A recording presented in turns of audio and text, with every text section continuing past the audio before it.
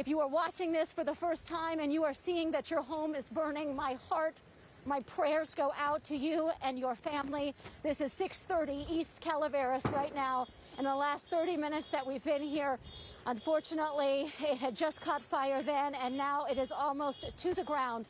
And then the last one a little bit further down has not caught fire yet, but unfortunately, the palm tree right in front of it is burning. And so we know with not any fire protection anywhere around, there are not enough resources to stop this street from collapsing because of this fire. And that is exactly what is going to happen as these hours tick on. Does he know that? Devastating to see happening in real life and in real time. And I guess I'll send it back to you guys as we have now reached the end of the street. But this isn't the only street that is on fire, as we have seen over the last few hours that we've been out here. Numerous things on fire, businesses, homes, things burning. And there is not a lot of structure protection around here because of this fire here in the Eaton fire. So it is just something we're going to have to continue to watch, and hoping that they can get some support from the air up at some point to try and put out these flames and stop them from spreading to homes that are still standing. Because if you look just across the street right now, all the homes across the street are still there. At least they have been for the last hour. But with these embers spreading in the air, it only takes one ash, one ember. And in these strong winds, as I have mentioned, those things can fly up to a mile and still be burning and land on someone's roof. And then in a few minutes, that home will also be gone. But certainly a very, very tough day out here in Altadena, guys. And it's just going to get worse as we continue to go. Yeah, Joy, it's so hard to watch and to know that there are likely residents watching our air and watching you show their street, and you hear the alarm on that car go off, and you realize that's the fire spreading to the car, and you know now they're losing their home, their car, all of their belongings. It's just so tragic. Thank you so much for such a insightful and sympathetic report. We appreciate it. We're going to go over now to Mark Liu. He is live at the desk to talk more about, I think, some more destruction we're seeing. Well, actually, I have to tell you, Christine and Amy, unfortunately, the home that Joy was just in front of belongs to two very good friends of mine. I've known them for many, many years. They are a wonderful husband and wife, and they own 3 cats, and they were able to evacuate safely. But just now on KCAL, they were watching and learning that the home that they have lived in for more than 10 years right there on East Calaveras Street is destroyed. I have many good memories of being in that home with my friends. They are a wonderful, warm and loving couple.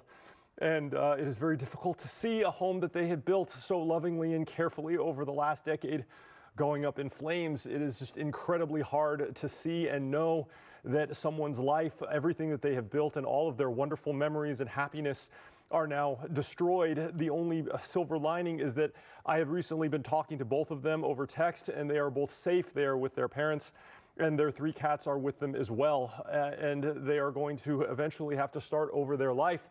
But this destruction is so intense here in central Altadena, and it is such extremely dangerous fire behavior, as this is not near the foothills.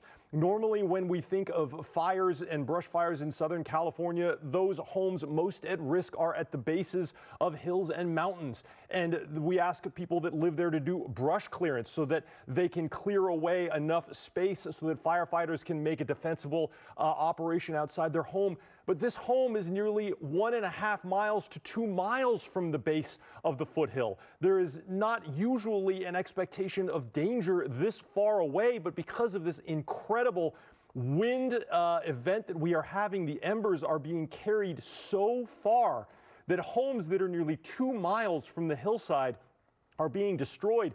Basically, all of the homes on the south side of Calaveras are experiencing this, and it is just an incredible tragedy. But at least I can tell you that the people that live in this home, as I said, they've been dear friends of mine for many, many years, are safe.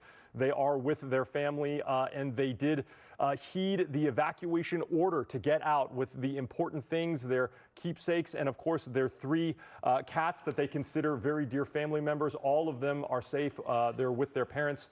And they are going to have to process what they are seeing here on KCAL this morning, as are many, many other people in the Altadena area and also in the Pacific Palisades area, as we are seeing this play out over and over again. Hundreds, possibly thousands of homes in Southern California being devastated by this fire. It is just really unimaginable when we sit here and we see home after home after home up in flames.